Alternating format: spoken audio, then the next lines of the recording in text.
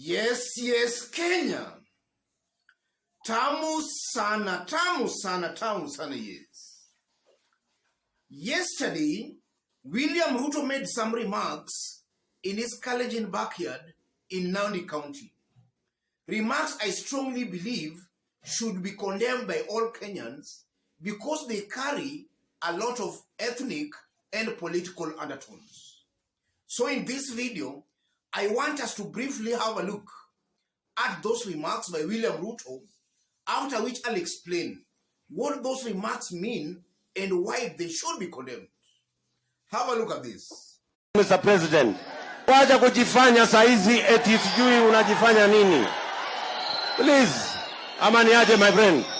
Sasa eti wewe sasa unaanza kunithreaten mimi. Ati utanifanya nini? Bora usiue watoto wangu, lakini mimi na wewe tafadhali tuheshimiane.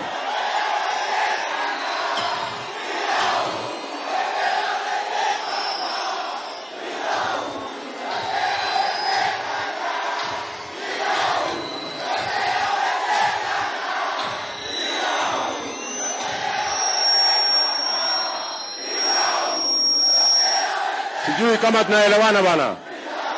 Yes. That's William Ruto yesterday in Nandi County, his Kalenjin backyard. The question begs, why was William Ruto making those remarks in his Kalenjin ethnic backyard and then is carelessly dropping some words, "Don't kill my children"? In this video, I want to explain why he's doing that and what those remarks mean politically. In case you are watching us for the very first time, subscribe, give this video a like. The first meaning to that, the mere fact that William Ruto is telling the president, "Don't kill my children. Don't kill my children," those remarks alone shows and proves William Ruto is a bloodthirsty leader who sees everything in terms of shedding blood. And that can also explain William Ruto's political ideology. William Ruto believes that if he does not agree with you politically, then he believes that it's blood to be shed. That's what I'm seeing or making of those remarks. And I'm saying that because in 2007, William Ruto was accused and he was later taken to the Hague-based court in the Netherlands, charged of crimes against humanity for some kind of violence that was meted on the mountain people who were residing in Rift Valley. So William Ruto's political ideology is largely based on shedding blood.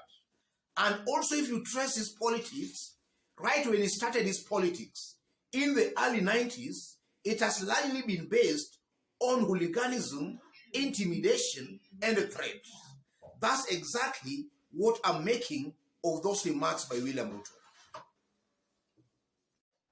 Secondly, the mere fact that William Ruto is bravely confronting his boss in public is a sign of a leader lacking respect for his boss.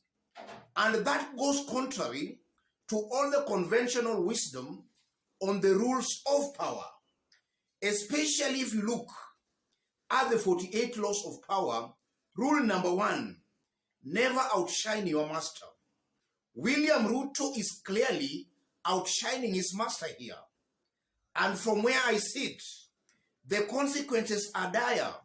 We are told in the 48 laws of power, rule number 1, for you to attain power, always make those above you feel comfortably superior and you will attain the heights of power.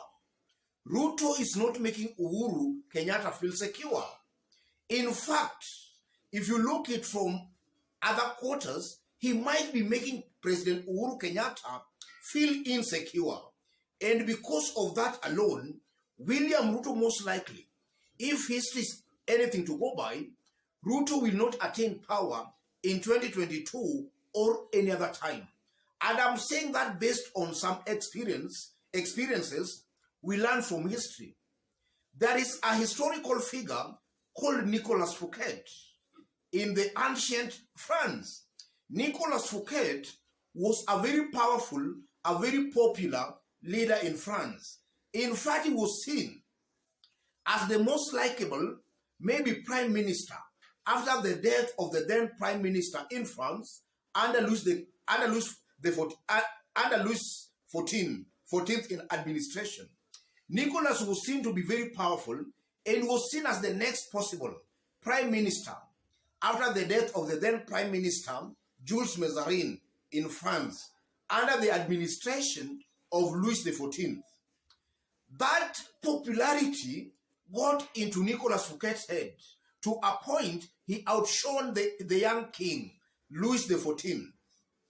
Nicolas Fouquet ended up dying a very isolated, a very disparate man in a very isolated prison in France. That's what history teaches us of a leader who outshone his boss. Those consequences might actually befall William Ruto. William Ruto has to be very careful, or at all if he can't change his brand of politics, he should be prepared for the consequences that most likely befell Nicolas Fouquet in France.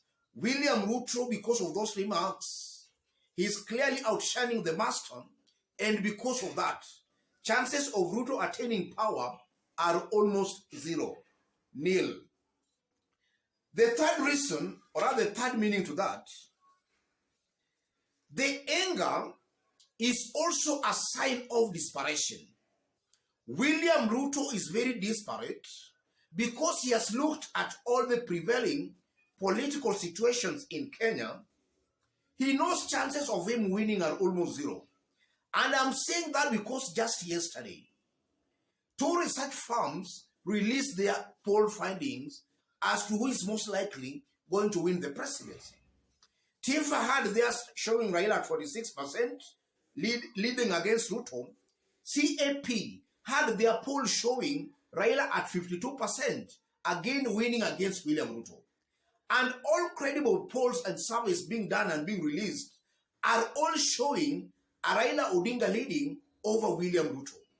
So Ruto has looked at the prevailing political situation in Kenya. He knows his chances of winning against Raila Odinga are almost zero, almost nil. That's exactly what is making William Ruto bitter.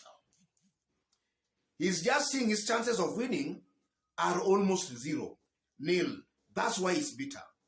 And then another point, I'm seeing a William Ruto who is out, to incite his tribesmen to demonstration, or rather to cause violence after August election. And the mere fact that his community are singing Yote Yawezekana bila Uhuru, that's just a confirmation that Ruto has succeeded in brainwashing his community into believing that he is going to win this year's election.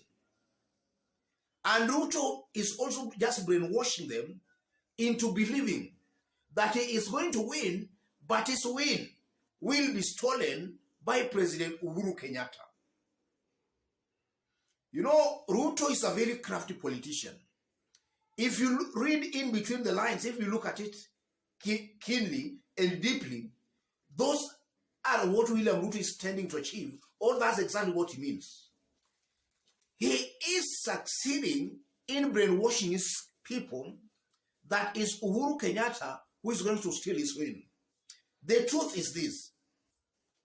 In a free, fair election, William Ruto cannot win against Raila Odinga. That's a fact. And William Ruto supporters should know that Ruto cannot win in a free and fair election. He can't beat Raila Odinga. And I'm saying that because if you look at the map of Kenya, and this is something William Ruto supporters should know, William Ruto is only leading in Kalenjin ethnic Rift Valley. That's the only place William Ruto is rest assured of beating Raila Odinga squarely. The mountain vote is slippery as I talk. It can go any direction by August election. So as it is, Raila Odinga is beating William Ruto in all regions of Kenya except the mountain and except in William Ruto's Kalenjin ethnic community. The mountain is still slippery. That's the actual truth William Ruto supporters should know, and they must be told that. So chances are very high Ruto in a free fair election will just automatically lose to Raila Odinga. Let him not cheat you guys that he's going to win the presidency. He is not going to win it. So his supporters should actually not be brainwashed into thinking Ruto is going to win the presidency. And those remarks from where I sit again are also just a confirmation that William Ruto is also a warmonger. And that's also something I've explained in our earlier point. That's just a confirmation that Ruto is actually a warmonger. And largely, if you look at his politics, since he started his politics, early 90s, it has all been based on intimidation, threats, and hooliganism. And I'm talking about YK92, when William Ruto started his politics. And I'm talking largely based on the way William Ruto has been talking all along. He has been clearly inciting Kenyans. He has been referring to some communities kama wale wa kurusha mawe, wale wa kung'oa reli. And now you are hearing him talking about usiue watoto wangu. So if you disagree with William Ruto politically, all he sees is blood. That just shows us about the character and integrity of that kind of a leader. William Ruto fails leadership and integrity test. Ruto is not fit to hold any public office for whatsoever reason possible. And that is something I've always been maintaining in this forum. Ladies and gentlemen, let me leave it there. But in case you are watching us for the very first time, but so far you have not yet subscribed, kindly subscribe, give this video a like. Give it a like, please. And to our fans and subscribers here, I'm very much humbled, very grateful for the kind of support you are giving me here. God bless you. God bless Kenya. Any other person watching us outside Kenya for the very first time, drop a comment, let us know from which part of the globe you are watching us from. If possible again, subscribe, give this video a like. Tamu sana, tamu sana, tamu sana.